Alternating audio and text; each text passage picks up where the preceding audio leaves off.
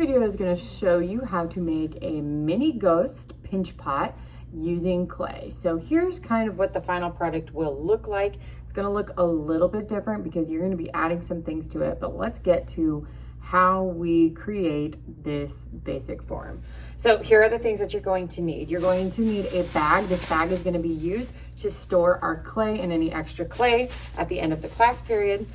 Then you are also going to need your clay tools box number that correlates with your table. And we're going to use a bunch of the different tools in here. Something else that might be handy later on is a container of water that we're going to use with the sponge. You're also going to use, we'll give you a little bit of clay. So as we see in here, it's just going to kind of fit in the palm of my hand. And what you're going to want to do first is you're just going to want to pinch off a little bit. So not quite half. So if you're seeing here how much I'm pinching off, just a little bit here. And we're going to use this to build clay details. You might need more of this later on, but let's just make sure that we have a little bit of this to begin. So what you need to do with that extra clay is put it in your bag right away so that it doesn't dry out. Okay, so here is how we are going to start by making this pinch pot form. What we are going to do is you're going to start by rolling a ball. And you might have to kind of tap it a little bit.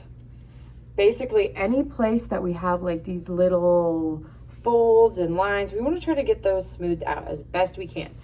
You might roll it on the table a little bit. Sometimes it's easy if you're having a hard time getting a circle. Sometimes I like making kind of like a cube shape and then neatly tapping the corners. So just do whatever method you might need to do.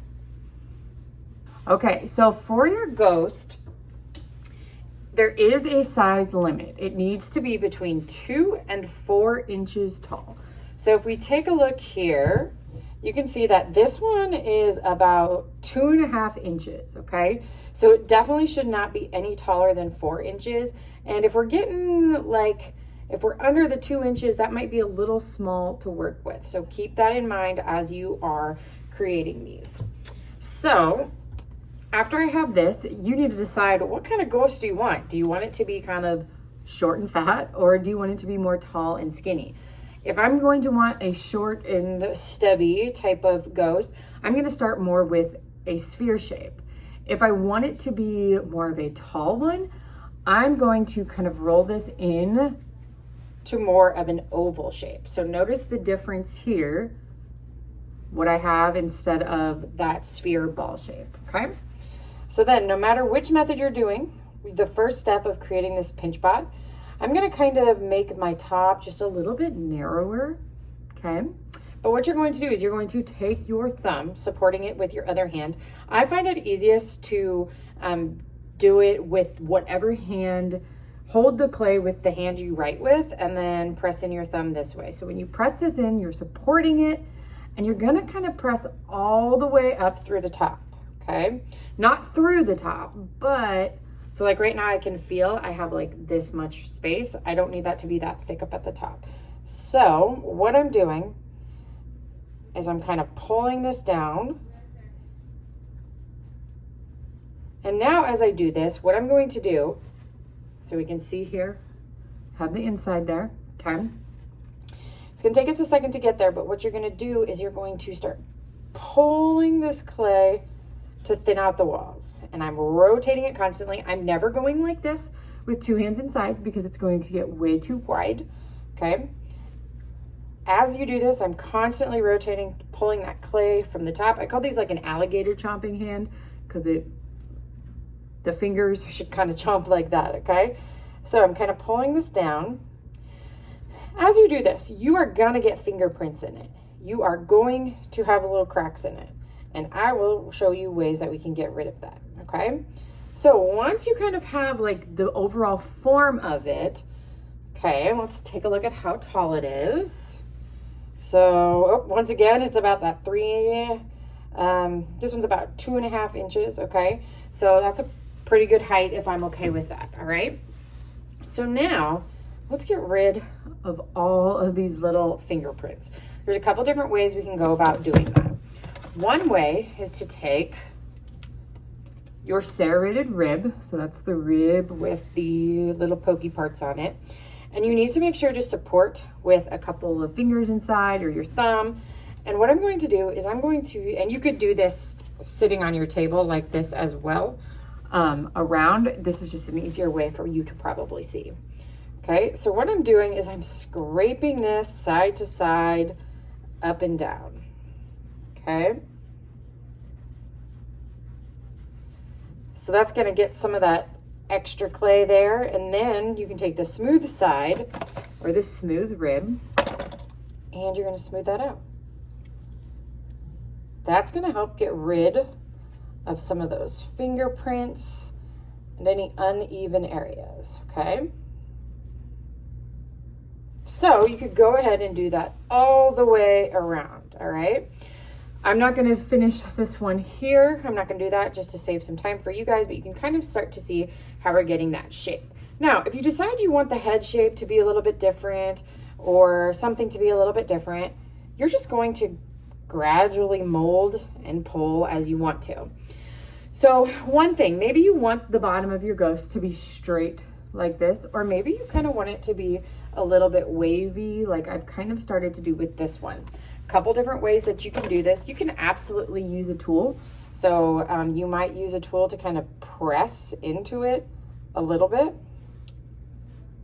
Or you could just use your fingers once again. So if I want this, I might kind of like pinch and fold, pinch and fold, and keep going. So, but we don't want it to look like we have these big old finger lines here. So you'll have to make sure to kind of blend that out.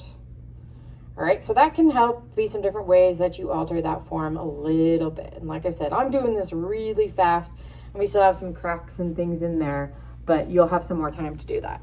Okay, so now once you have your basic form done, this is where the fun part comes in. This is how you're going to start making it your own by adding some details, okay? So you'll find that you will have a tool that kind of looks like a straw. Well, it is a straw in your clay tools. And that can be that's my favorite way to poke holes in to make eyes and a mouth, okay? So it's kind of angled here like this, and we're just going to press straight down. Then when you pull this up, the little clay gets stuck inside of that straw, okay?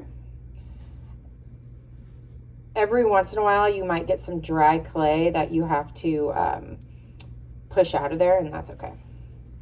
And then if I wanted to, you might choose not to have a mouth like this one. You might. That's just going to be totally up to you, okay? We could do the same thing there. So now, this is where we get to add the details, all right? So as we take our extra clay, well, before I want to do that, do you see here that like this is pretty smoothed out, but there's some areas that I could probably work on a little bit. This is where that sponge comes in handy from your toolbox. You'll have to get it wet. You could do this under the sink or with a cup of water, and you got to make sure to squeeze it out. You don't want it sopping wet, but then you can go along, take that sponge, and kind of smooth some things out. It's going to help get rid of some of those cracks. If you find that it's moving too much, put your hands in the inside, okay?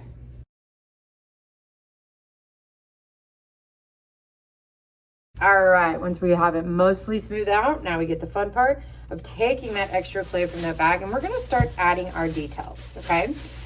So you do have to add some things on. You can carve details in, but when we do that, remember we have to do something that's called slipping and scoring. So if we remember, anytime we attach clay to clay, we have to slip and score it together. So if I wanted to attach these two pieces of clay, if I just push them like this, over time what's going to happen is this is going to dry and it's just going to come apart really, really easily, okay? So that process of slipping and scoring, we need slip, okay, which is watered down clay. And then here, the scoring tool, you could do like this. You could take a pencil. You're just making lines that are in different directions, okay? So I have two of these areas here that I have scored. Then I'm gonna take this slip, and don't worry if your slip feels like it's a little bit different color.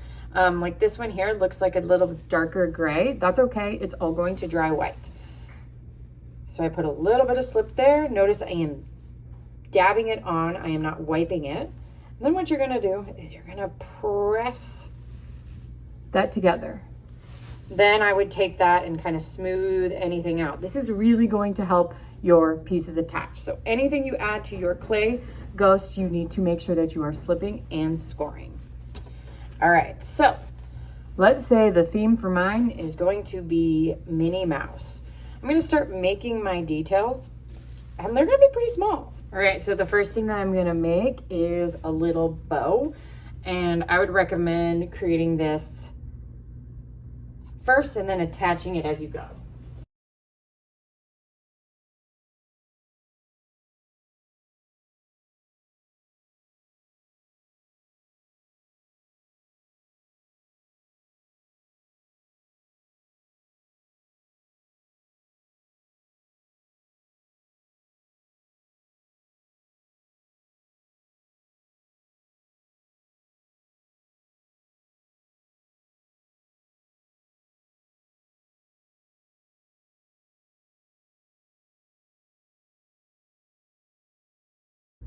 Okay, so I still have a lot more details I want to add to this, but I'm going to make sure that I get it attached first to make sure that I like the shape, and then I can kind of refine some things a little bit.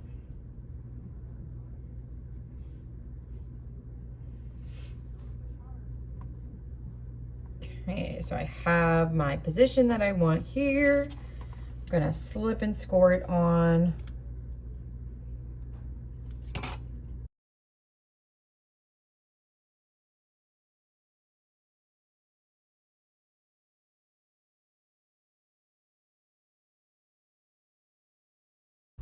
Okay, so I still have a lot of smoothing and things that I want to do to change this bow, but you can see how we can start adding on details.